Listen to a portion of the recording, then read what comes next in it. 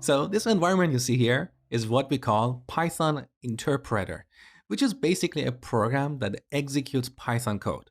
We can type our Python code in a file and give it to this interpreter, or we can type our code directly here in this interactive shell. So here we can write an expression like 2 plus 2. In programming, an expression is a piece of code that produces a value. So here, when we add 2 plus 2, we get a value. That is why we refer to this piece of code as an expression. So enter, we get 4. Let's try a different kind of expression.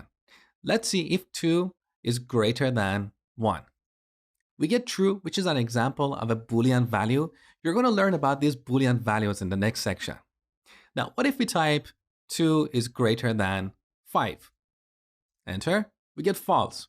So in programming, we have true and false, which are similar to yes and no in English. Now, what if we type 2 is greater than, but we don't add a second value here? Just press enter. We get a syntax error. In programming, syntax means grammar.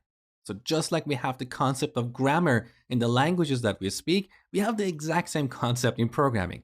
If we write a sentence that is not grammatically correct, chances are some people may not understand that sentence. So in this example, we have this expression which is incomplete. It doesn't have the right grammar or syntax.